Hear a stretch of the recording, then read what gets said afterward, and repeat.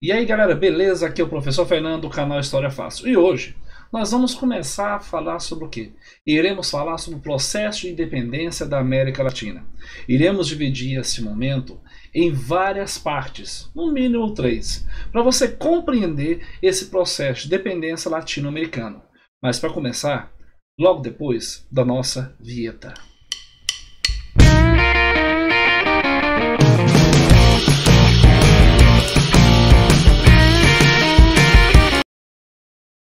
Bem, galerinha, antes de começar esse vídeo, não esquece de dar o seu like, compartilhar e se inscrever aqui no canal. Beleza? Tá. Quando falamos da história da América Latina, vamos começar do básico.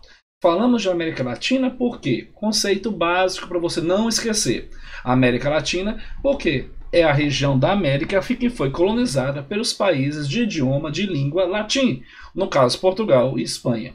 Nesses vídeos que vocês verão aqui no canal, iremos falar especificamente de quê? Do processo de independência ou século XIX da América Latina.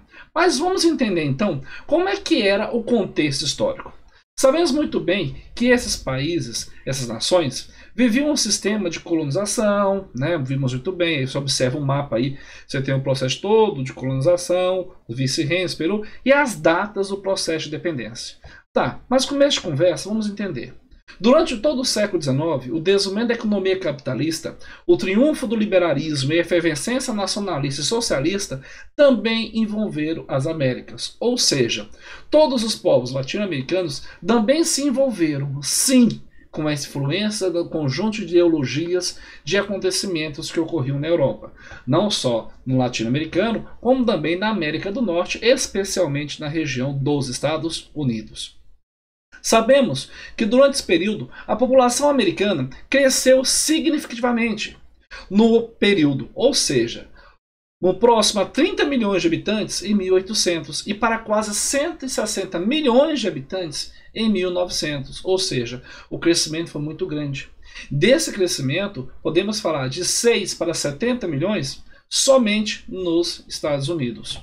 Contudo, lembramos também que as Américas sempre e vai continuar exercendo, tá, um decisivo papel para o desenvolvimento capitalista ocidental, com crescente e o que? Volumoso comércio transatlântico e entre o norte e o sul do continente americano. Quando falamos desse volumoso comércio transatlântico, estamos falando de uma relação de capital, onde no período colonial eu tenho exploração, riqueza, acúmulos de riqueza, né? Uso de mão de obra escrava, exploração do ouro, exploração do indígena, processo de aculturação.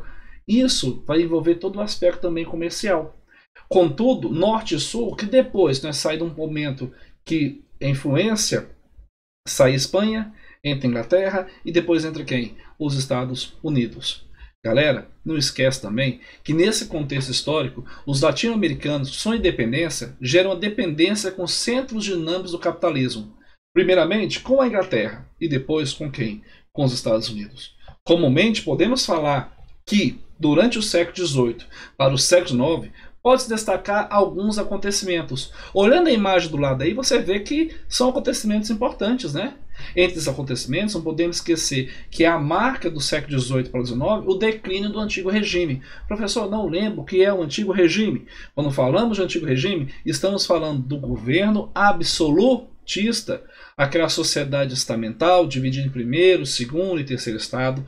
Estamos falando justamente de uma figura de uma sociedade estamental, absolutista, arcaica, conservadora, com a economia vinculada ao mercantilismo.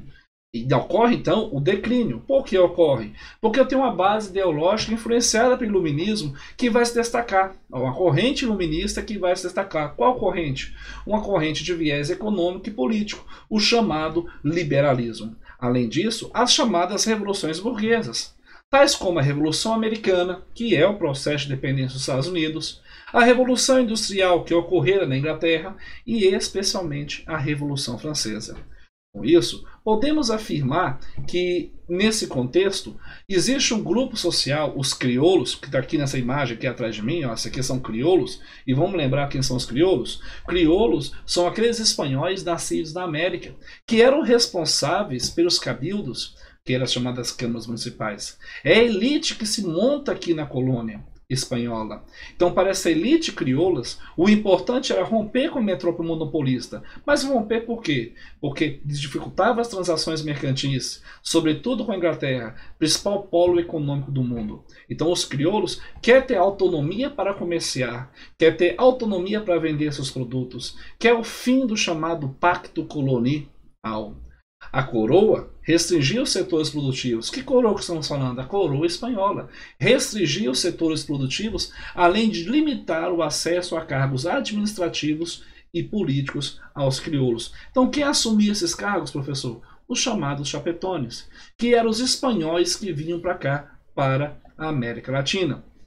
Contudo, a Inglaterra interessava a independência das colônias, que eliminaria as barreiras monopolistas comerciais, ativando novos mercados. Contudo, podemos afirmar então que a independência latino-americana vai contribuir para a Inglaterra, porque vive o seu processo de surto industrial, vive no século XIX a sua segunda revolução industrial, deseja novos mercados consumidores. Então, com a independência, isso vai ser muito lucrativo para a Inglaterra. Segundo ponto, para os crioulos, vai proporcionar a ela a autonomia política e administrativa tão desejosa e o controle do poder, seja naquele pedaço de terra, seja num país recém-independente, que sabemos muito bem, o processo de independência latino-americano é liderado por quem? Por uma elite crioula. Mas isso iremos falar em outro vídeo, em um outro momento. Aqui o professor Fernando, do canal História Fácil. E não se esqueça, se você gostou, passou por aqui e viu, dá o seu like, compartilha e inscreva-se no canal. Fui!